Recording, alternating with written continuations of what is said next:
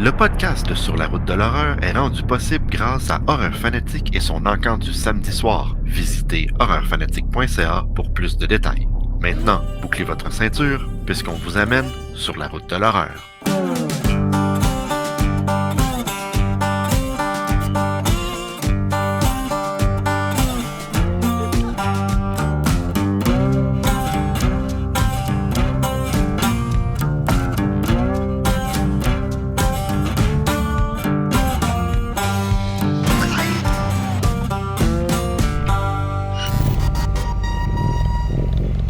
Bonjour tout le monde et bienvenue à ce nouvel épisode de Sur la route de l'horreur. Guillaume, comment ça va?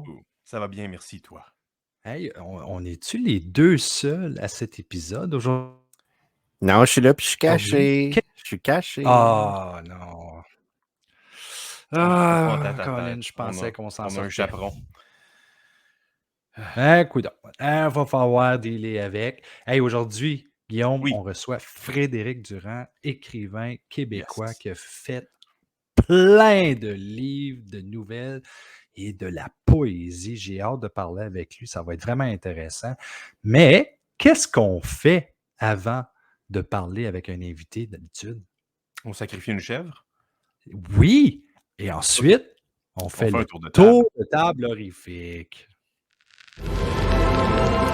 Bienvenue au tour de table horrifique!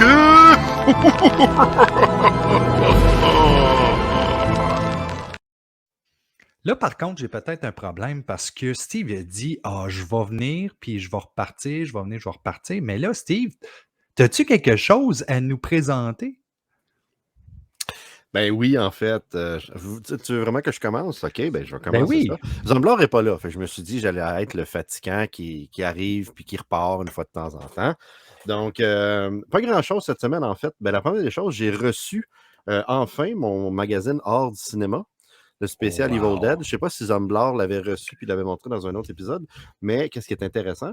Le magazine est super bon.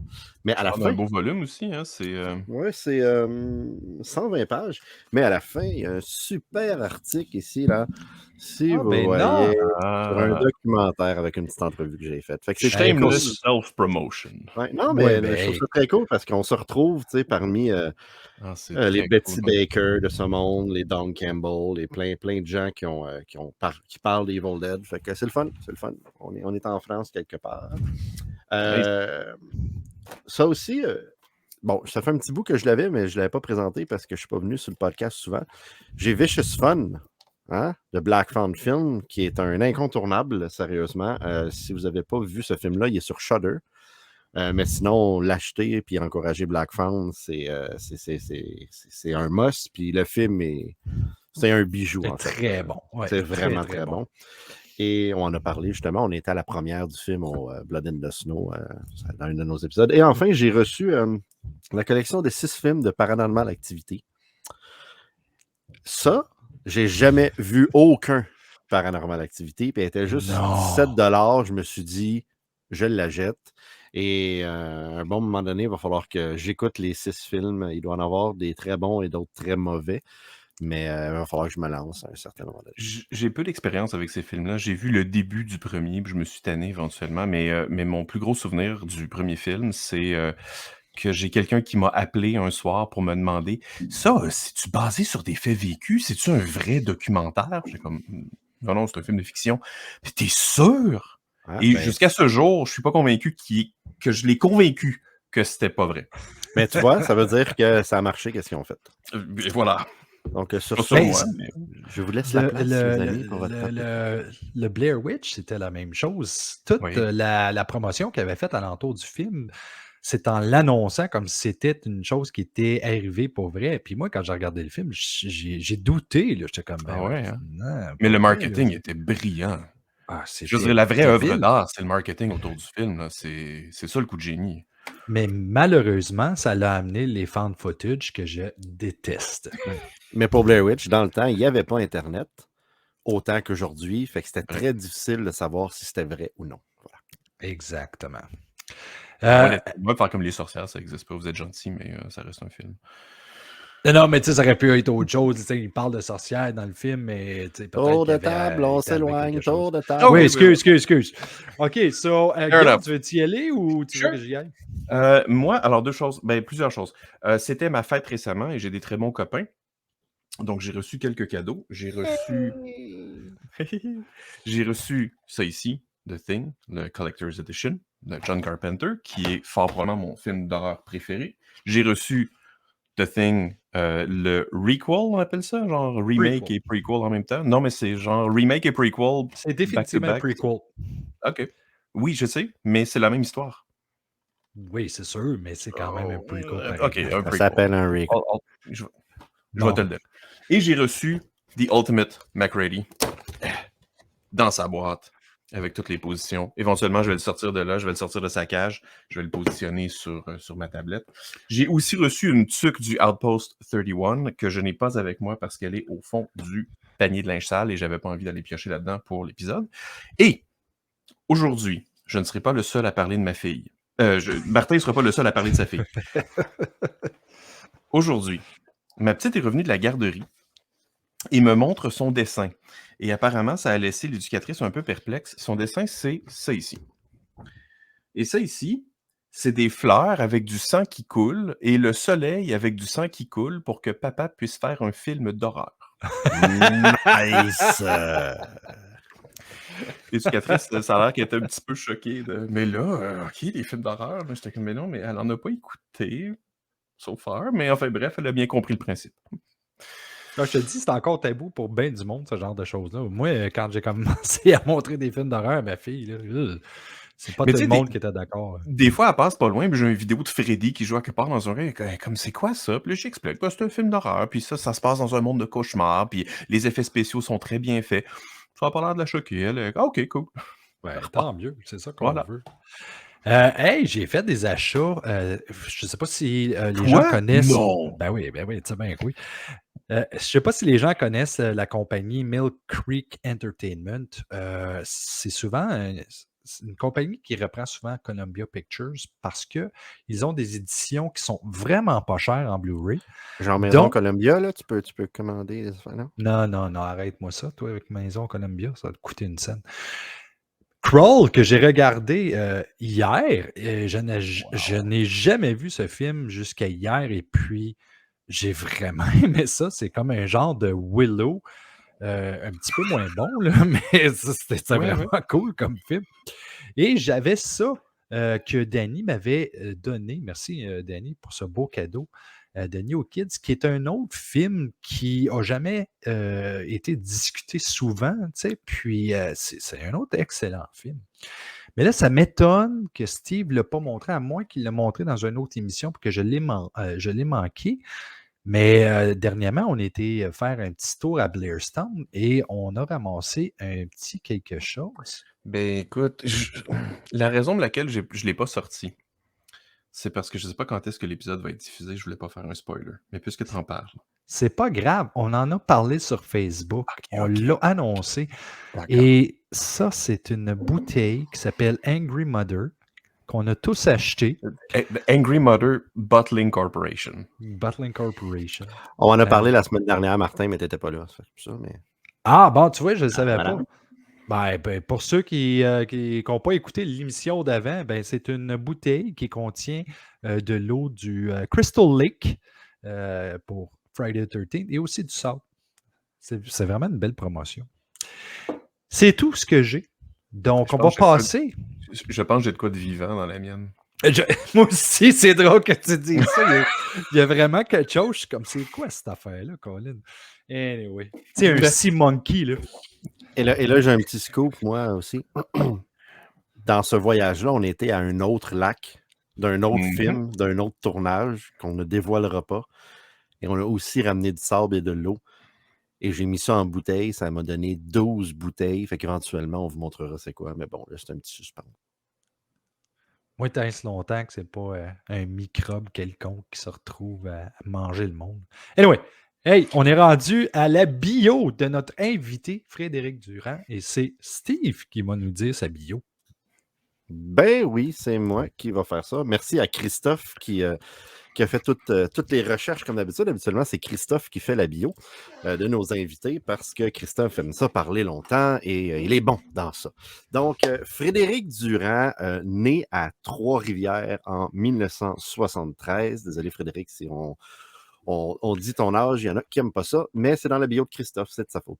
Donc, auteur, professeur de littérature, diplômé de l'Université de Limoges en France, oui, et de l'UQTR.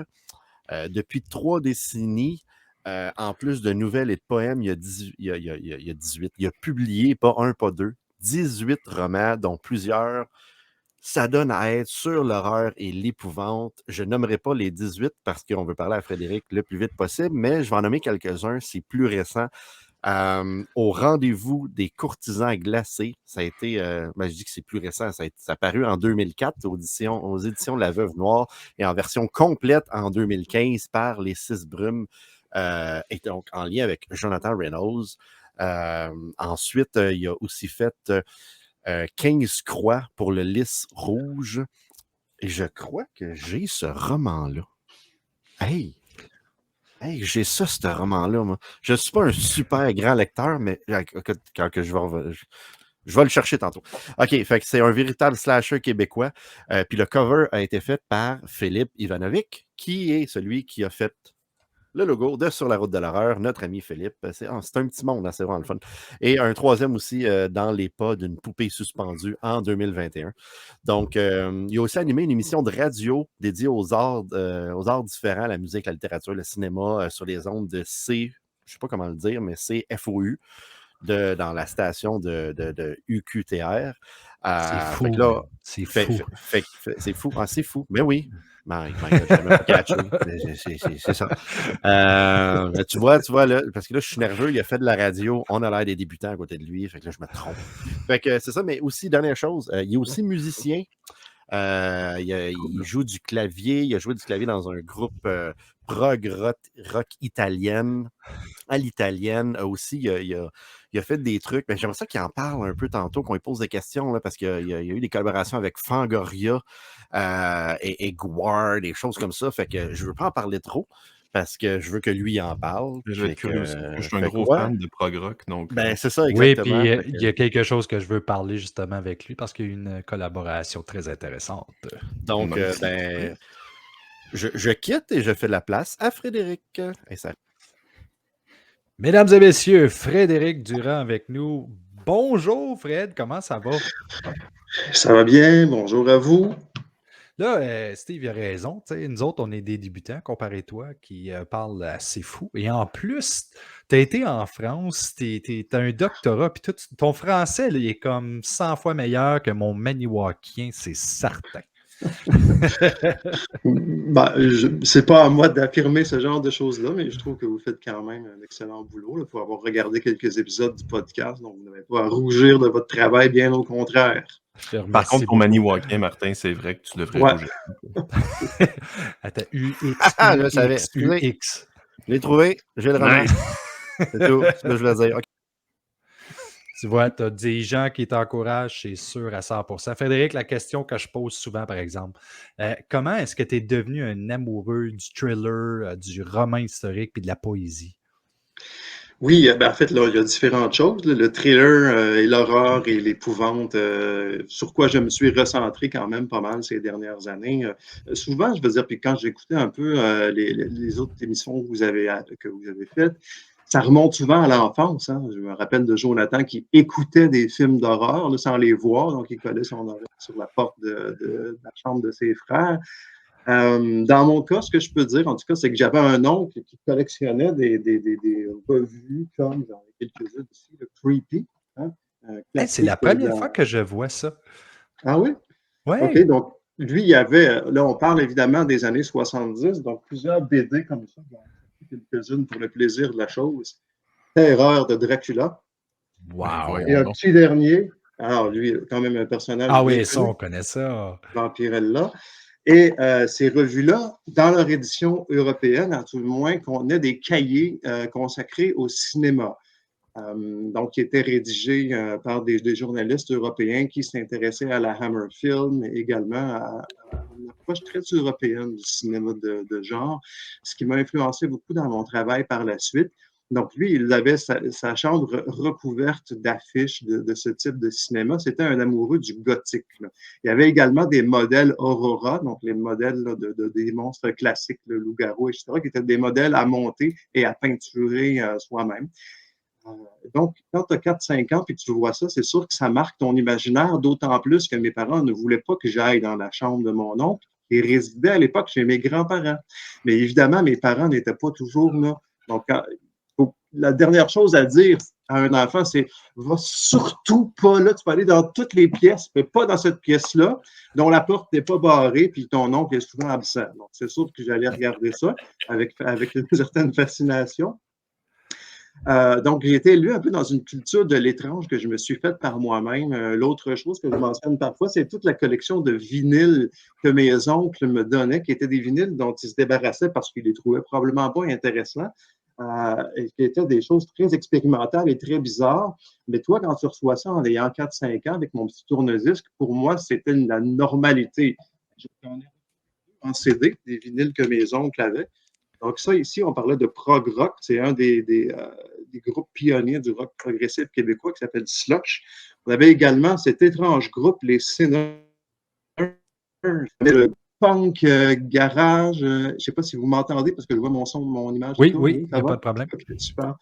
Donc, j'ai baigné là-dedans. Je suis né aussi à Champlain, hein, qui était un petit village à mi-chemin entre Trois-Rivières et Québec.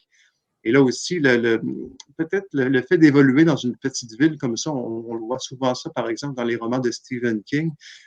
Comme l'environnement n'est pas urbain, on a des décors qui me semblent plus gothiques, en tout cas, avec des grands champs, des fermes abandonnées. C'est ce genre de décor-là qui me fascinait. Mes grands-parents étaient très religieux aussi et ils avaient beaucoup d'ouvrages sur le diable. Notamment, à chaque année, ils achetaient un livre qui s'appelait La fin du monde. Ah, là, ça a changé. La fin du monde en 84, en 85, en 86. Ça nous prédisait toujours une fin du monde vraiment apocalyptique et très effrayante. L'autre chose qui arrivait en parallèle à ce moment-là, c'était toute la folie des messages subliminaux, hein, la satanic panic, là. Donc, tous les vinyles qui supposément contenaient des messages démoniaques, là, quand on les tournait à l'envers, on entendait des enregistrements. Oui. Et j'avais assisté à une conférence qui m'avait beaucoup impressionné. C'est mes parents qui m'avaient envoyé voir ça, je ne sais pas trop pourquoi. C'était un religieux qui animait cette conférence-là qui s'appelait le Père Régimbald. Et ça se trouve sur YouTube, ça, si vous êtes curieux de le voir. Donc, le Père Régimbald qui analyse des pochettes d'albums et qui est visiblement terrifié par ça, mais qui n'a pas nécessairement le recul pour voir que parfois, c'est du commentaire social, c'est parfois ironique, c'est pas toujours à prendre au premier degré. Donc, pour lui, il y avait un vaste complot satanique qui s'en venait. Et il aimait citer cette phrase hein, qu'une possédée aurait dite, « Quel est ton nom? Je suis Légion et je viens conquérir la jeunesse d'Amérique. » Mais moi, quand j'avais 8, 9, 10 ans, je pensais que c'était vrai, ça, ce que le père Régimbald nous disait. Donc, j'avais l'impression d'évoluer dans un monde profondément occulte où tout était piégé. Donc, j'ai grandi un peu dans ce contexte-là qui a évidemment, je pense quand même pas mal, c'est assez visible dans ce que je fais aujourd'hui. Moi, je suis encore épaté par la passion de ton oncle. Je veux dire, tous les livres que tu nous as montrés, t'en as combien de ça, comme c'est là? J'ai réussi. En fait, ce sont des livres que moi, je me suis procuré par la suite, là, OK. ici et là. Mais lui, il avait quand même pas mal tout. Hein. Ça fait longtemps que je ne l'ai pas vu et déménagé dans la région de Québec. Bon, comme vous le savez, la vie fait parfois en sorte là, qu'on perd certaines personnes de vue. Je l'ai revu quand même, ça fait 3-4 ans, mais c'est dans un contexte de funérailles. Donc, même s'il adore le macabre et le gothique, c'était peut-être un peu trop près de nous pour qu'on puisse transférer cet élément-là pour parler de ses passions. J'ai quand même demandé s'il était toujours intéressé par le fantastique. Et effectivement, c'est quelque chose qui lui parlait toujours.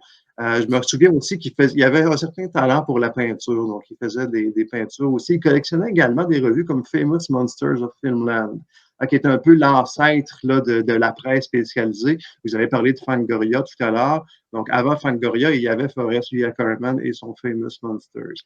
Alors, chez lui, c'était vraiment stimulant parce qu'il y avait aussi des films, bien évidemment, en VHS. Donc là encore, souvent, c'est là où j'ai pu voir certains films que je ne devais pas avoir l'âge de voir.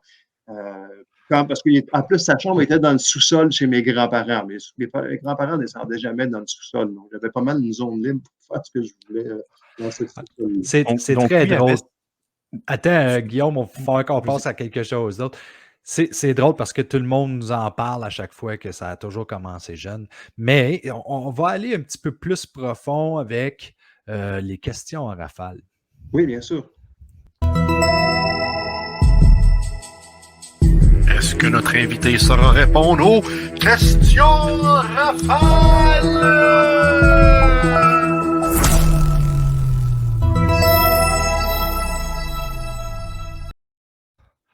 Alors, comme je te disais tantôt, ce sont des questions qui sont là pour s'amuser, rien d'autre. Il faut en rire des fois, puis j'ai fait quelques recherches. So, prépare-toi.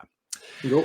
Dans les pas d'une poupée suspendue, retrouve-t-on les pieds d'un Chucky décroché? Non, mais c'est vrai qu'il y a quand même une poupée un peu inquiétante qui est dans le roman. Malheureusement, elle n'a rien à voir avec notre cher Chucky. OK. Dans le 18 mai 1973 est née une grande légende de la littérature. De qui s'agit-il? J'ai beau chercher, je ne vois pas de qui il peut s'agir. Attends, t'es-tu né le 18 mai 1973, toi? Oui, mais je ne suis pas une grande légende de la littérature, OK. donc forcément, c'est pas moi. Ben, il fallait quand même que je te lance des fleurs. Orificorama, et j'ai de la misère à le dire, Orificorama est-il 1. Un diaporama de créatures d'horreur? 2. Une expression pour dire qu'on adore le gore? Ou 3. Un poisson qui pue? En fait, c'est aucune de ces trois réponses-là, puisque Orificorama est en fait un recueil de nouvelles publiées au Cibrume, avec comme intérêt que chacune des nouvelles illustre un sous-genre de l'horreur. Donc, on a le slasher, l'horreur psychologique, fantôme, la possession, l'horreur de science-fiction, un petit peu tout là-dedans. Donc, voilà. Merci beaucoup. Si moi, Martin Bruyère, était un poème, quel genre de poème serais-je? J'hésite entre l'élégie, qui est un poème plein d'admiration, entre le haïku, peut-être, qui est un petit peu plus énigmatique. C'est vrai que souvent, les fans d'horreur aiment bien la culture japonaise aussi, ou la culture orientale. Donc, comme l'haïku nous vient d'Orient, peut-être que tu serais un haïku. C'est intéressant, c'est un bon point. Je suis effectivement un amoureux de l'oriental. Si Lucio Fulci revenait à la vie sous forme de zombie et marcherait vers ta direction, le tuerais-tu ou tu lui offrirais un café pour discuter? Oui, oui, un café, certainement. Lucio n'était pas facile, hein, comme on le sait. Tous ceux qui ont travaillé avec lui ont dit que c'était un personnage très orageux. Il y a beaucoup d'anecdotes assez rigolotes à son sujet. Mais tous ceux qui ont travaillé avec lui s'entendaient pour dire que c'était quelqu'un d'extrêmement cultivé et érudit. Hein. Il a fréquenté, je veux dire, l'intelligentsia du cinéma italien à la fin des années 60. Quand on sait qu'il a commencé à réaliser des comédies, c'était quand même un réalisateur très, très polyvalent. Il a écrit des paroles de chansons aussi. Donc, je serais très curieux de parler avec lui, entre autres, de Lovecraft, peut-être, qu'il aimait beaucoup. Si Trois-Rivières perdait ses Trois-Rivières, quel nouveau nom donnerais-tu à la ville? En plus, Trois-Rivières n'est pas Trois-Rivières, hein, c'est deux cours d'eau, mais dont une erreur historique a fait en sorte qu'on pensait que c'était Trois-Rivières. Donc, qu'est-ce qu'on pourrait appeler Trois-Rivières? C'est à dire, Inferno, peut-être. C'est bon. Est-ce que c'est un hommage à Dario Argento, par hasard? Ah, peut-être, Dario, hein, dont le dernier film n'a pas l'air de recueillir beaucoup de suffrages. Je vais quand même le voir malgré tout, mais j'avoue que j'ai certaines appréhensions. Oui, parce qu'après Dracula, en tout cas, on va passer à la prochaine question. En Oui. tant que musicien, quelle trame sonore aurais-tu aimé être le compositeur? Ah, il y a beaucoup de trames sonores exceptionnelles. Hein. Peut-être Suspiria des Goblins, là, qui est vraiment une trame sonore assez Excellent remarquable, choix. je dois dire. Mais il y a beaucoup, beaucoup, beaucoup de bonnes choses, en particulier dans le cinéma italien, mais pas seulement dans le cinéma italien. Mais j'avoue que Suspiria, ça, c'est vraiment un coup de cœur. Es-tu ami avec Sébastien Diaz? Non, ben, je sais c'est qui, mais non, on ne se Tu connaît pas t'entendrais personnellement. très bien avec lui car il a les mêmes goûts musicaux que toi et c'est un grand fan aussi de la musique italienne. Complète ta phrase suivante. C'est Frédéric Durand son... Trois petits points. C'est Frédéric Durand, son, comme s'il y en avait plusieurs. CES? Durand son... Ah oui, c'est Frédéric Durançon. C'est Frédéric Durand, son Apocalypse. Ah, voilà. Question facile. Quand s'éteindra la dernière chandelle? Peut-être qu'elle s'éteindra très bientôt et peut-être qu'elle s'éteindra jamais. Et dans les deux cas, c'est une réponse qui est assez horrifiante quand on y pense. Merci. Si toi et Jonathan Reynolds étiez en compétition pour créer l'histoire la plus horrifique, qui en sortirait vainqueur? Alors, ça, c'est très difficile à dire parce que là, Jonathan n'est pas là en plus pour me répondre, donc ça serait quand même un peu vachard de ne pas lui donner le droit de réponse. Par contre, je dirais que c'est un assez beau défi à relever. Vous savez sans doute que Frankenstein, donc qui est quand même un des grands mythes modernes, a été écrit dans un contexte comme celui-là. Hein. C'était un concours entre Mary Shelley, entre Byron, puis entre, je crois, Polidori, à qui écrirait l'histoire de la plus terrifiante. Et les gars qui étaient un peu, on peut supposer, machos au-dessus de leur affaire, étaient vraiment très, très confiants. Et ce qui est quand même assez drôle, c'est que la personne dont l'histoire s'est imposée, c'est vraiment Mary Shelley, qui avait 17 ans quand elle a écrit Frankenstein. Donc, comme quoi les défis à relever peuvent nous porter à nous dépasser de manière intéressante. On en apprend toujours parce que je n'étais pas au courant de cette Ben histoire. oui. Quelle est la capitale de la province historique du Limoges? Limoges est en fait une région de la France, donc je dirais que Limoges fait partie de la France. Freddy ou Jason? Oui, ça, je vous ai entendu la poser. Celle-là est assez drôle parce que ça dépend si vous parlez du personnage ou si vous parlez des films. On parle, en fait, c'est général, c'est at Ben, large, c'est c'est la pas première nécessairement le fois qu'un personnage. invité nous pose cette question-là. Ouais. C'est très intéressant. Est-ce que tu peux développer? Oui, je peux très bien développer. Donc, si on parle du personnage, Freddy est un pédophile. Donc, c'est très difficile pour moi de me rallier à un personnage de pédophile en connaissant son parcours. Par contre, si on parle de l'imaginaire et de l'univers qui entoure le personnage, là, c'est sûr que A Nightmare on Elm Street l'emporte quand même de loin. C'est-à-dire, quand Wes Craven est arrivé avec cette proposition-là en 84, c'était innovateur à beaucoup, beaucoup d'égards. Aujourd'hui, on le voit peut-être un petit peu moins parce que les suites sont arrivées, qui ont peut-être un peu affaibli aussi la portée du personnage, il faut le dire. Lui, il arrivait avec l'idée des rêves qui s'incarnaient dans la réalité, de l'espèce de gars que le personnage avait, de toute la mythologie qui l'entourait, avec des comédiens assez emblématiques aussi, avec toute cette fascination pour le côté suburbain américain qui va développer par la suite dans des films comme, je me rappelle juste du titre français, Le sous-sol de la peur. Qu'est-ce que c'est? People Under the Stairs, oui, Ouais, c'est ok. ça. Donc, évidemment, on a plus une vision d'auteur. Dans l'émission que vous avez consacrée à Patrick Sénécal, Patrick disait aussi que Vendredi 13 est né quand même d'une commande un peu cynique, quand il était vraiment celle du cinéma d'exploitation. Donc, de dire on exploite un filon qui est celui de Halloween de Carpenter, juste en montant le garomètre et l'exploitation mètre à 11. Par contre, je revois toujours les Vendredis 13 avec un certain plaisir. Donc, c'est vraiment des films chouettes à voir le vendredi soir. J'en vois un par année à peu près qu'on revoit. Et avec le temps qui passe, il y a un petit plaisir nostalgique en plus qui s'ajoute. Mais évidemment, l'univers de Nightmare on Elm Street est beaucoup plus riche là, sur le plan scénaristique et sur le plan de la réalisation aussi. Avec Craven, qu'on aime ou qu'on n'aime pas, on a vraiment affaire à un auteur. Sa carrière a été en dents de scie, c'est sûr, mais bon. Tu parlais tout à l'heure d'ailleurs du film de New Kids. Hein? C'est un film réalisé par Sean Cunningham, qui est le réalisateur du premier Vendredi 13, que je considère comme un auteur plus mineur, Cunningham, mais qui avait également ces thématiques là, qui reviennent d'un film à l'autre où on reconnaît certaines idées qui traversent la filmographie. Dont House. Mais oui, effectivement. La question qui tue à propos de Vendredi 13, Jason Goes to Hell, c'est un bon film. Je l'ai vu en salle. Non, en fait, ce qui est assez drôle, c'est que j'étais fan à l'époque de la série Friday the 13th de Series, qui jouait au Québec à TQS sous le titre de La boutique au Maléfice. Boutique au Maléfice, oui. Alors, je regardais ça, je pense que c'était le vendredi soir. Et l'un des acteurs principaux de Jason Goes to Hell, c'est John D. LeMay, qui était l'un des personnages principaux de la série. Donc, j'étais tout content de le voir en salle. Et c'est le premier Vendredi 13 que j'ai vu sur grand écran aussi. Donc, j'ai quand même pris un certain plaisir à le voir. Je l'ai revu récemment, puis j'ai trouvé quand même que c'était divertissant. Évidemment, les puristes vont dire que c'est pas... Mais bon, je l'ai entendu aussi à propos de Vendredi 13-5, c'est même pas le vrai Jason. Ouais, puis c'est pas grave, là. Pas grave, Est-ce que c'est amusant? Bon. Je pense qu'ils ont essayé diverses choses. Hein, l'envoyer dans l'espace, lui faire changer de corps, avec un bonheur inégal, je vais dire illégal. Mais chose certaine, en tout cas pour moi, c'est nettement meilleur que le 8e épisode Puis à chaque fois, fait quand même assez mal à revenir. Jason Takes Manhattan. Ouais. Hey, j'aimerais te donner la palme d'or pour la réponse la plus élaborée sur cette question qu'on a eue jusqu'à date. C'était incroyable et très intéressant. Mais là, on veut promouvoir un petit peu ton travail. Selon mes recherches, ta première œuvre a été écrite vers l'âge de 19 ou 20 ans, puis s'intitule Le retour de Monsieur Delamore. Ouais. Comment ça s'est déroulé, la création de cette nouvelle? Ouais.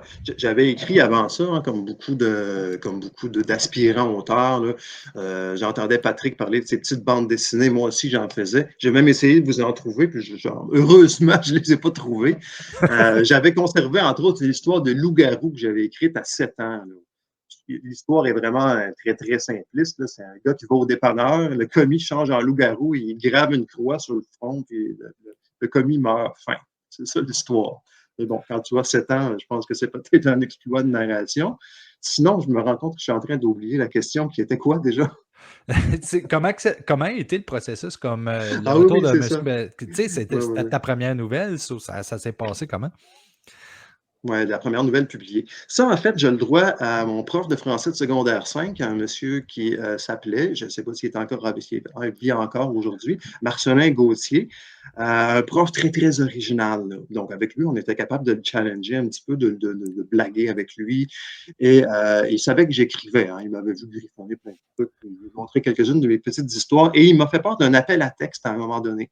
Donc, les appels à texte, pour ceux et celles qui ne savent pas, c'est quoi? C'est quand un éditeur recherche des manuscrits ou des nouvelles pour un projet. On parlait de Rufiko Rama, par exemple. Il y a eu un appel à texte à un moment donné. Donc, si ça vous intéresse, communiquez avec nous.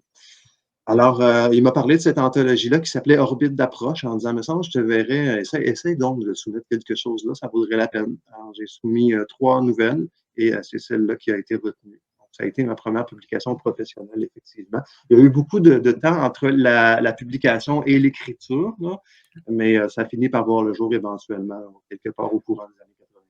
C'est bien. Ton premier roman qui s'intitule L'ombre du sorcier, qui raconte l'histoire d'Alice et sa rencontre avec les zombies, c'est un roman jeunesse. Peux-tu nous parler du pourquoi tu as décidé d'y aller avec le roman jeunesse? Oui, oui. Ça, en fait, à l'époque, ce roman-là avait été créé pour une collection dirigée par Jean Rollin, hein, le cinéaste écrivain. Oui.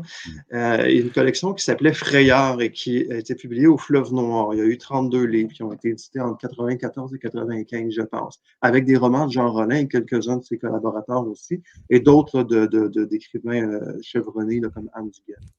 Et c'était des petits romans tout courts qui ciblaient, je crois, un public de jeunes adultes. Donc, je lui avais écrit ça. La collection a été ça n'a vraiment pas duré longtemps. Donc, comme c'était terminé, ça n'a pas été possible. Et est arrivée une collection qui s'appelait Chacal chez Pierre Tisser, mon éditeur jeunesse qui existe depuis plus de 50 ans.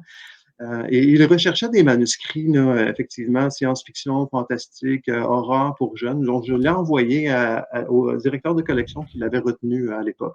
Bon, maintenant, aujourd'hui, avec le recul, je considère que c'est pas super. Là. Il m'arrive en blague de dire que j'ai fait un livre de monstre, mais que le monstre, c'est le livre lui-même. Oh, c'est intéressant. Ça fait penser un petit peu à l'histoire de Goosebumps avec Oui, le film, oui. avec Jack Black. Dans toutes tes œuvres, quel livre tu penses qui touche le plus l'horreur? Ben, évidemment, les derniers se sont radicalisés. C'est drôle parce qu'en vieillissant, j'avais l'impression que je me ramollirais.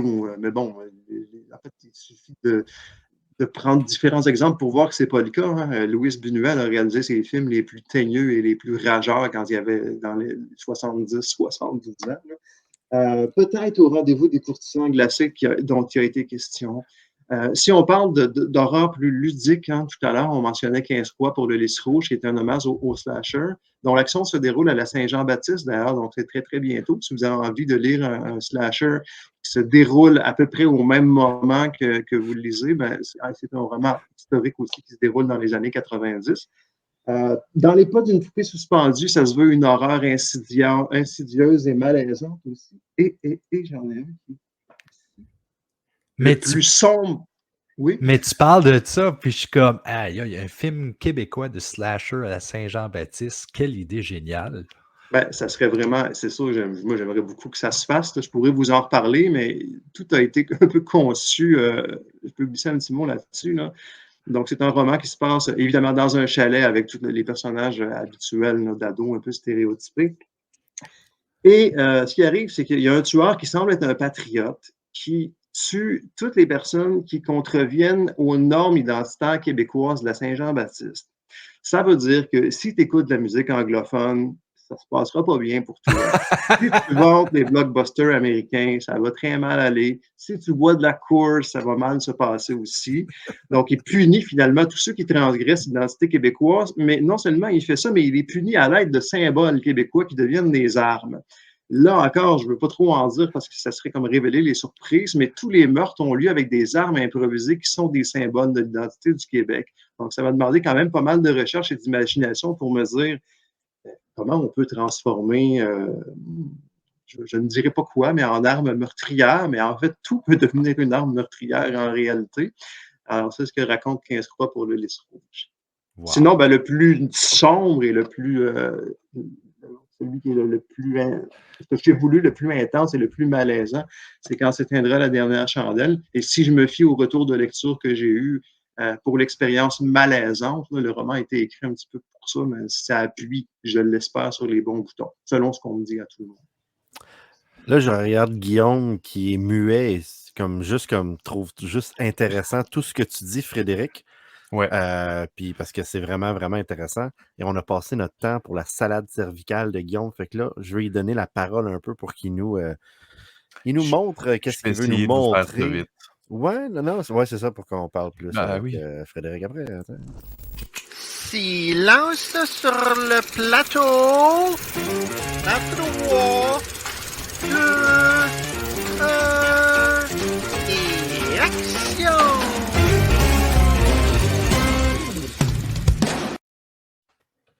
Bon, alors c'est très drôle puisqu'on a parlé de zombies, notamment à cause des livres que tu as écrits. Alors très récemment, je me suis posé la question, c'est quoi le premier film de zombies? Et j'ai commencé à faire la recherche. Je suis tombé sur ce qui est généralement considéré comme le premier film de zombies, qui est un film qui s'appelle White Zombie, réalisé par Victor Halperin, si je ne me trompe pas, mettant en vedette Bela Lugosi. C'est le premier film, effectivement, qui utilise le mot zombie et qui en fait son sujet principal.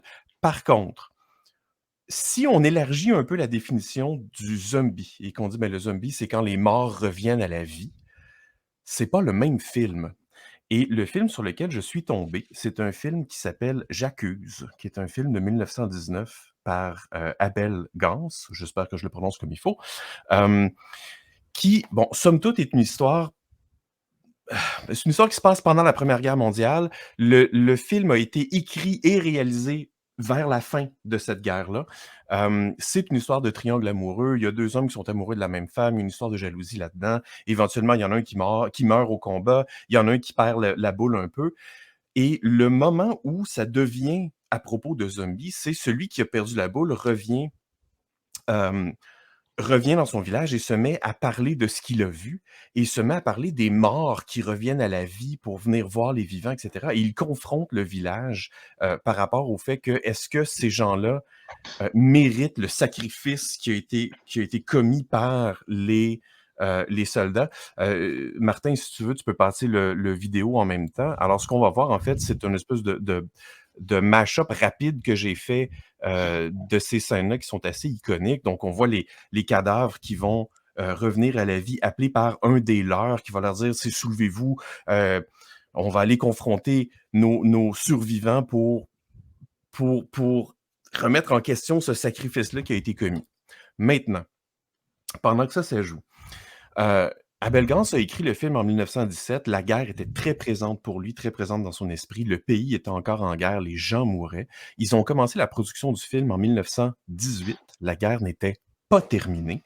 Ils ont tourné sur des vrais champs de bataille qui, quelques semaines auparavant, étaient encore actifs. Quand est venu le temps de tourner ces scènes-là, il s'est retourné vers des gens qui revenaient du front qui étaient blessés, qui étaient en arrêt temporaire parce qu'ils avaient des blessures X. Il leur a demandé, il a ramassé 2000 soldats pour venir figurer dans son film. Ce sont des vrais soldats qui revenaient du champ de bataille. Ils ont temporairement été en congé pour être figurants dans ce film-là et suite à la fin du tournage, ils sont retournés sur le champ de bataille et 80% d'entre eux y sont restés. Si ça ne qualifie pas comme une histoire d'horreur, je ne sais pas quoi vous dire. Moi, je capote ben raide. On n'est pas obligé d'écouter le vidéo jusqu'à la fin. Je veux dire, ultimement, les villageois finissent par voir ces cadavres-là, capotent un peu. Bon, ça finit bien parce que ils leur disent, oui, on est heureux, en fait, ils trouvent une façon de les convaincre qu'ils méritent le sacrifice qui a été commis. Ils sont reconnaissants de ce sacrifice-là pour la patrie, pour leur vie à eux. Et là, les laissent partir et éventuellement, les morts retournent dans leur tombe, allégés de cette découverte-là que les vivants vont se souvenir d'eux et bon, sont reconnaissants. Mais être tombé sur ce film-là, moi, ça m'a laissé un peu perplexe. Je trouve ça extraordinaire. Et l'histoire autour du film est plus horrible que le film lui-même. C'est terrible. Et voilà. Et C'est tellement ça la il y a une discussion qui revient souvent, c'est quel était le premier film de zombie dans l'histoire de l'horreur? Il y en a qui vont sortir White Zombie, il y en a d'autres qui vont sortir Night of the Living Dead, et là, tu me montres ça, que je n'ai jamais entendu parler, et quelle histoire fantastique de rattacher à ce film, qu'il y a des zombies. So, je suis comme, OK, c'est quel vraiment le film de zombies qui est sorti pour la première fois au cinéma d'horreur? Écoutez, c'est une bonne question pour les gens qui nous écoutent, si jamais vous Je avez la pense que réponse. ça dépend de la définition qu'on donne du terme zombie. Dans le contexte où c'est très élastique, là. Il y a des gens qui ont une définition très fermée de ça. Ce film-là, j'accuse, il va un petit peu plus lousse dans sa définition. Je l'étire jusqu'au maximum, là. C'est les morts reviennent en groupe, en fait, à la vie, parce que sinon, un cadavre qui revient à la vie, mais on a tous les Dracula, on a les momies, c'est un sujet récurrent, on a aussi Frankenstein, on en parlait tantôt, qui parlent tous de ce sujet-là. Mais massivement, que tous les cadavres se lèvent et se déplacent, moi, c'est le premier que j'ai trouvé. Si quelqu'un trouve plus vieux, je suis partant, j'ai envie de l'écouter. Parfait. Voilà. Alors, si vous avez la réponse à ça, dites-nous-le. Merci beaucoup, Guillaume, c'était très intéressant. Cela fait plaisir. Maintenant, je retour veux- à Frédéric, qui est Ouais, ben beaucoup c'est plus ça. Je intéressant veux que moi. revenir en arrière un petit peu, Fred. Tu as déjà été commis à un club vidéo. Drôlement, beaucoup de nos invités ont travaillé dans des clubs vidéo. Tu sais, quand on est fan d'horreur, quand on est fan de cinéma, tu sais, le club vidéo, c'est la place où travailler. Est-ce que ça t'a permis d'étudier un peu sur la façon d'écrire tes livres, genre l'horreur, le suspense, etc.? En passant, merci à Guillaume pour cette très belle chronique, hein. C'est vraiment bien fait, bien écrit et très instructif aussi. Donc, en tant que cinéphile, je suis toujours fasciné là, quand on remonte encore plus loin, puis quand on déterre des petits coins inexplorés. Il y en a toujours, hein. Parenthèse, je vais revenir à ta question, Martin. Un ami me disait à un moment donné, mais voyons, les giallo, il y en a tout le temps. Pour ceux et celles qui connaissent moins les thrillers policiers d'horreur italiens des années 70. Puis c'est vrai qu'on a toujours l'impression qu'il y en a d'autres, alors que c'est quand même circonscrit dans une période temporelle. Mais donc, pour revenir à ta question, ben oui, j'ai connu la grande époque des clubs vidéo. Moi, j'ai été commis en club vidéo pendant 10 ans. Donc, de 1990 à 2000. Je payais mes études avec les sous que je me faisais comme commis de club vidéo et surtout, parce que j'avais calculé mon affaire, c'est que mes locations étaient gratuites. Parce que quand tu passes toute ta paye en location de film, si tes films sont gratuits puis tu as une paye en plus, ben là, ça devient très intéressant. Alors, le calcul était quand même assez futé, là. Je l'ai bien vu dans mon budget. Donc, j'ai connu cette période-là riche en anecdotes de toute façon. Tous ceux et celles qui l'ont vécu, j'essaie de l'expliquer des fois à mes étudiants qui sont surtout sur Netflix et sur les plateformes. C'est pas tout à fait la même expérience. Il y avait un côté presque aventurier là, quand, je sais pas moi, à 10-12 ans, tu rentres dans un jeu vidéo, tu regardais les pochettes, tu regardais les résumés. C'était assez mystérieux aussi. On parlait tout à l'heure de certaines légendes urbaines là, avec Blair Witch et autres. Donc, ce sont des éléments comme ça qui environnaient le visionnement du cinéma d'un certain mystère et qui ajoutaient à son pouvoir de fascination. Donc, c'est sûr que j'ai utilisé ces années-là d'expérience de commis de vidéo, en particulier dans un roman qui s'appelle Au rendez-vous des courtisans glacés. qui est basé sur ce qu'on appelait à l'époque du tape trading, c'est-à-dire les cassettes VHS là, que les fans s'échangeaient un petit peu partout autour du monde. Donc, moi, j'ai eu des correspondants canadiens, français, américains. C'était l'époque aussi de certaines firmes là, qui faisaient des copies pirates, hein, comme Midnight Video. Là. C'est comme ça que j'ai découvert les films de policiers à l'époque. Je ne pouvais pas les voir autrement. Là. Il allait chercher des copies au Japon. Puis bon, même à la rigueur, à l'époque, quand j'achetais ces films-là, je ne savais pas qu'ils ne payaient pas les ayants droit. Il y avait eu un dossier dans Fangoria, là, à un moment donné, qui en avait parlé. Et là, c'est là que j'avais compris, OK, ils ne payent pas les ayants droit, c'est juste des copies pirates comme ça que j'encourage depuis des années. Cependant, ce qu'on doit dire ultérieurement, c'est que c'est quand même ça qui a permis, il y a toujours un effet pervers à différentes situations, donc c'est quand même ça qui a contribué beaucoup à faire connaître ces films que par la suite, on a acheté dans des versions légales, en VHS, en DVD, en Blu-ray restauré, et que là, on rachète en 4K aujourd'hui. Donc, on peut supposer que si c'était peut-être pas très honnête comme façon de faire, ça a pu à long terme un petit peu parfaire la connaissance de ces films-là qui était très difficile. Et je pense que la frustration et la difficulté de les voir faisait en sorte qu'on était encore plus passionné par ces découvertes-là. Bon, moi, le club vidéo où j'ai travaillé était un club vidéo très mainstream, très familial. Et il y avait comme fond de roulement quelques vieilles cassettes étranges là, qu'on passait d'une succursale à l'autre. On avait une dizaine de succursales dans le temps. Donc, c'est comme ça que j'ai découvert les classiques de ce qu'on appelle en France le cinéma bis ou la série B, n'étant pas dit de façon, il n'y a rien de dépréciatif pour moi. On entend parfois dire ça, c'est un film de série B, voulant dire que c'est un mauvais film. Ça n'a rien à voir, c'est juste un film de série B, c'est un film tourné plus vite, avec un budget plus limité. Mais au Québec, en réalité, on ne tourne pratiquement que des films de série B quand on regarde les conditions de tournage qu'on a. Donc, il n'y a pas de jugement de valeur qui sont liés à ça. Les films de la nouvelle vague française, c'était des séries B aussi. Donc, c'était des films tournés rapidement, un peu à l'arrache, mais avec une énergie qui allait avec aussi. Donc, longue digression pour dire que tout ce corpus-là européen complètement éclaté, c'est comme ça que je l'ai connu aussi. Et c'est vrai que ça nourrit mon écriture. Peut-être certains clients que j'ai vus aller aussi. Donc, on vit plein de choses hein, quand on travaille dans un commerce. Là, on connaît beaucoup de disquaires qui sont devenus écrivains, qui ont écrit des romans sur leur expérience. Moi, je l'ai fait dans Rendez-vous des courtisans glacés, qui est un hommage à la cinéphilie aussi. J'ai repris ce thème-là dans certains autres de mes livres. Dans 15 croix pour le lys rouge, on a deux pseudo-cinéastes, mais qui sont vraiment, qui connaissent rien ou à peu près, mais qui se trouvent vraiment très, très bons. Là. Alors ça aussi, ça peut être basé sur certaines personnes que j'avais rencontrées ou connues. Je suis content de ta réponse parce que ça m'amène à une autre question que je voulais te poser. Et ça me fait réfléchir en même temps parce que tu parlais du club vidéo mainstream. Et moi, mes films européens, je les trouvais souvent dans les dépanneurs. Ah oui, Je oui, ne oui. sais pas pourquoi, tu avais Au-delà du réel qui était dans un dépanneur que tu pouvais avoir, tu avais Suspiria. Tu ne le trouvais pas dans un blockbuster, tu ne le trouvais pas dans un vidéo super chouette. Mais quand tu arrivais dans les dépanneurs, tu les avais. Maintenant, ma question, il faut que tu me parles de ta passion pour le giallo, pour le cinéma européen. Ça a commencé comment, cette passion-là? Ouais. En fait, ma cinéphilie s'est développée sur le tard. Hein. Moi, j'étais à la maison, mes parents ne sont pas très cinéphiles. On avait une télé qui servait à peu près jamais, puis ils n'étaient pas très en faveur de ça. On n'avait pas le câble ni rien. Donc, il a fallu que l'adolescence arrive avec certains amis et le sous-sol de mon oncle aussi. Et surtout, à force de lire des préfaces où revenaient toujours les mêmes noms de réalisateurs, ça a vraiment fini par piquer ma curiosité. Et là, quand je suis tombé là-dedans, je veux dire, c'était comme le buffet, là. C'est incroyable. Donc, avec des amis, on pouvait le même soir voir Dawn of the Dead, Suspiria et puis The Fog, par exemple, qu'on n'avait jamais vu. Donc là, on découvrait plusieurs œuvres majeures compactées dans la même soirée, à se faire presque assommer par ça. C'était étourdissant comme expérience.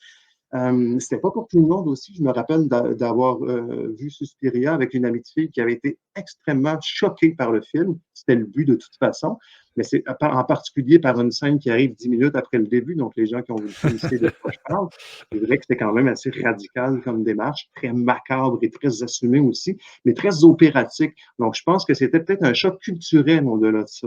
De dire que là, tu transposes l'univers de l'opéra dans le cinéma de genre, et très souvent, on se fait une conception très fermée des genres, que ce soit du genre policier, du genre fantastique, du genre horreur ou quoi que ce soit. Et le giallo, justement, ce qui est assez intéressant, et c'est typique du côté très cosmopolite de beaucoup de villes européennes, est un brassage de différentes influences. On va chercher le Krimi, donc qui étaient des films allemands inspirés du romancier Edgar Wallace, donc qui étaient des films en noir et blanc avec un climat très, très, très gothique qui recréait l'Angleterre victorienne, mais dans des productions allemandes.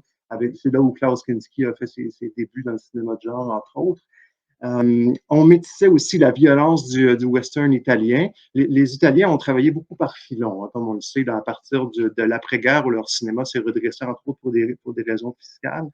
Il y a eu donc tous les films, tous les péplums, donc Hercule et compagnie, où là, déjà, on sentait une certaine affection pour le fantastique. Mario Bava a fait un péplum Hercule contre les vampires avec Christopher Lee. Ricardo Freda a fait des péplums aussi. Ensuite, on s'est transféré vers le cinéma d'espionnage. Ensuite, il y a eu le filon du western. Il y a eu le filon des thrillers continentaux à intrigue, souvent qui étaient des thrillers de machination. Et ça, c'était un peu les ancêtres du giallo. Métissé avec Hitchcock, métissé avec le Krimi, métissé avec le film d'horreur. Et ça donne effectivement une recette à forte teneur, en étonnement. Et surtout, ce qui est particulier du giallo, c'est le rapport à l'esthétique. Dans les meilleurs giallo, il y a une sidération esthétique qu'on ressent en voyant la composition, mais c'est sûr, ils baignent dans une histoire culturelle. Les Italiens, c'est partout, ça les environne. Ils ont été aussi élevés là-dedans, donc très souvent, bon, j'ai lu entre autres l'autobiographie de Dario Argento récemment, une autobiographie qui est publiée en France chez Rouge Profond, où il raconte tout le parcours qu'il a eu et on voit qu'il s'est nourri finalement de plein d'influences comme ça, américaines, européennes, françaises, philosophiques. On parlait de Fulci, c'est la même chose. Dans l'au-delà de Lucio Fulci, il y a une sorte de dimension métaphysique très, très nihiliste aussi et très déconstruite qu'il voulait faire de toute façon.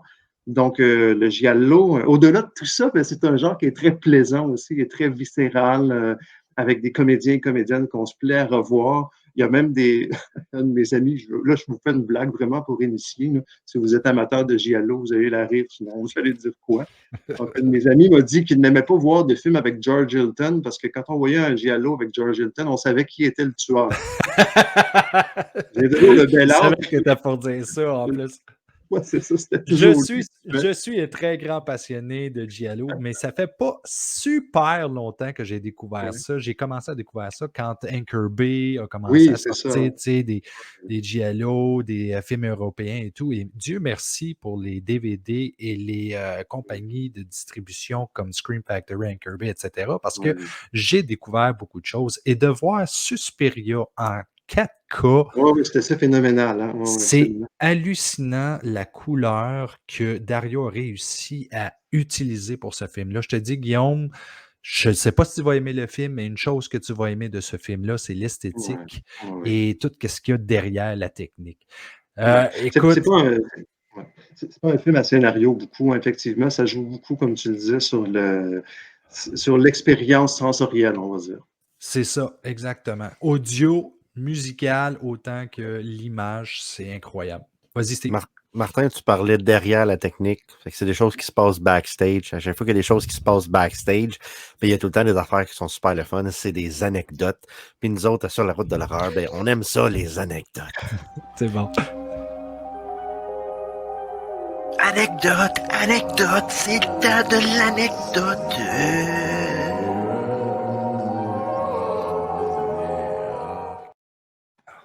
Comment se faire amener on track par Steve Villeneuve? Ouais, c'était très bien fait. So, Fred, c'est à ton tour de nous conter une anecdote juteuse, n'importe quelle, que ça ait rapport avec n'importe quoi. Faut que ça soit l'horreur, par exemple. Hey, parenthèse, la voix d'anecdote, on dirait le doublage français de M. Burns. C'est assez drôle. Quand vous le réécoutez, vous y pensez. On dirait vraiment... J'entends presque parler à Smithers. Hey, 2 anecdotes pour le prix d'une. Anecdote numéro 1. Quand j'étais commis de club vidéo, on parlait tout à l'heure des légendes urbaines, on avait le film Cannibal Holocaust en VHS, dans le bas des rangées, et c'était marqué le film que vous ne verrez jamais à la télé, interdit dans 31 pays. C'était une pochette vraiment très, très tapageuse. Un vendredi soir, comme ça, vers 10h30, je vais débarquer deux coiffeuses je dis deux coiffeuses parce que c'est elles qui me le disent. Là, au salon de coiffure, on a entendu parler d'un snuff movie que vous avez, qui s'appelle Cannibal Holocaust.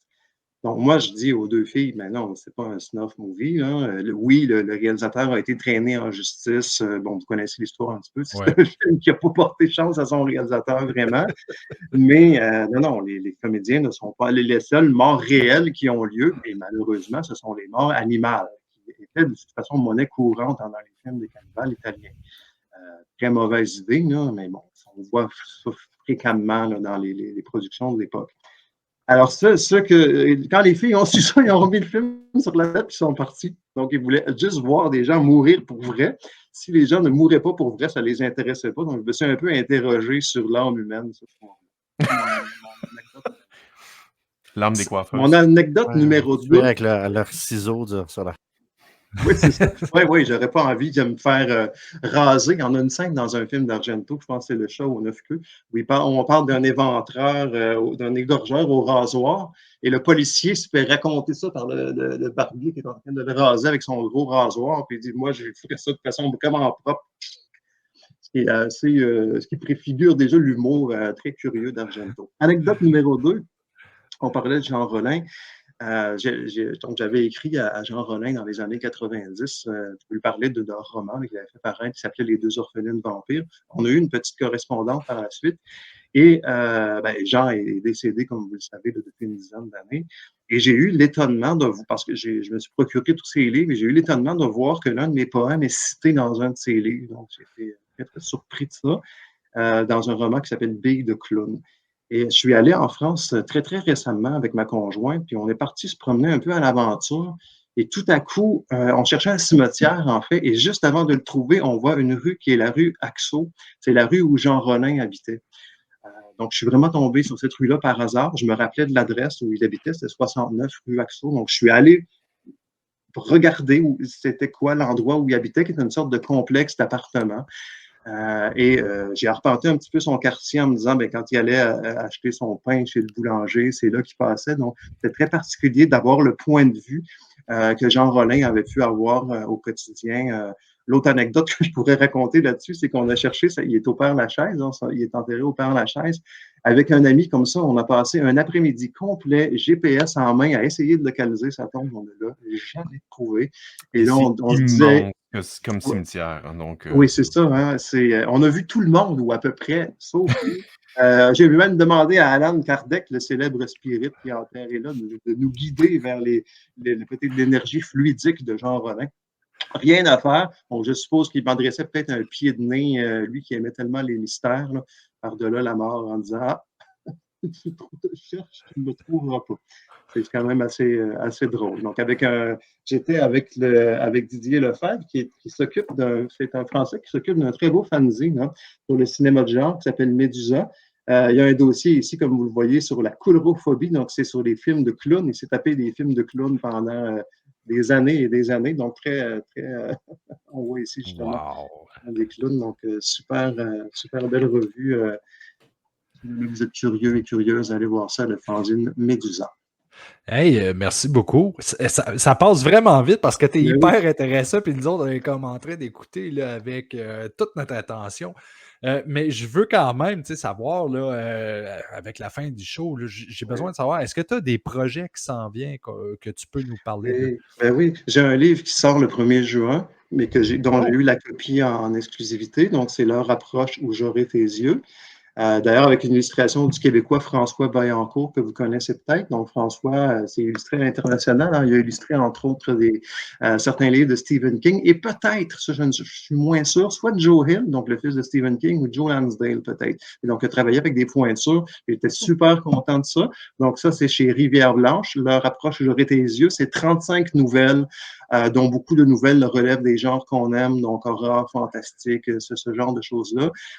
Comme je le confiais donc à tes deux co-animateurs, Martin, pendant que tu redémarrais ton ordinateur, je travaille, donc avant que l'enregistrement de l'émission commence, je travaille aussi sur un projet.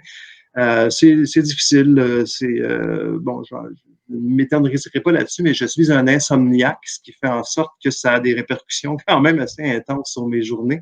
Et mon insomnie ne va pas en s'arrangeant. Mais bon, je veux dire, j'ai ma compagne qui me motive et tout ça. Alors, jour après jour, en dépit des migraines là, que j'ai très, très, très souvent, mais j'avance tranquillement. Bon, ce que je confiais, dans le fond, à tes deux co-animateurs en début, c'est que même si on fait juste 3 paragraphes par jour, ce sera quand même mieux que si on fait rien. Donc, à un moment donné, 3 paragraphes, 3 paragraphes, 3 paragraphes, mais là, tu as 2 pages, 3 pages, 4 pages, 5 pages. Donc, j'ai toujours été un adepte de dire on avance un petit peu, puis finalement, ben, en bout de ligne, là, on a notre roman de 300 pages. Donc, c'est dans la ténacité. Si j'avais un conseil d'ailleurs à donner à de jeunes créatrices et à de jeunes créateurs, c'est ça, c'est la persévérance. Hein, il faut continuer. Ouais, bravo.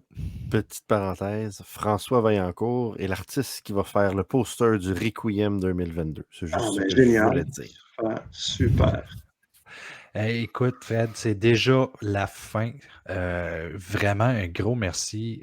C'était très intéressant ce que tu nous avais à dire. Mais si tu veux rester un petit peu après l'émission avec nous, on peut discuter encore plus en profondeur de tes projets et aussi de l'horreur. J'en profite pour dire un gros merci à Horreur Fanatique, le marchand de tout ce qui touche l'horreur, responsable de l'encan du samedi soir. On vous rappelle aussi qu'on est sur le Patreon. Si vous voulez entendre notre conversation avec Frédéric, venez vous abonner sur le Patreon et vous allez avoir accès à notre extra. Aussi, on est sur YouTube, Facebook, Apple Podcasts, Google, Spotify, Balado Québec. Écoutez, je ne sais pas si Steve y a une blague à raconter pour fermer l'émission, mais Steve, si tu n'en as pas, moi, j'en ai une ici. Est-ce que tu veux que je la J'ai dise? absolument aucune blague, fait que je vais te laisser la... Parfait. Alors, Si tu la fais voici pas la avec un accent blague. français, je vais être déçu. D'accord, je vais la faire avec un accent français. Attends une minute. Qu'est-ce qui a deux pattes et qui saigne? Non, personne? Un demi-chien.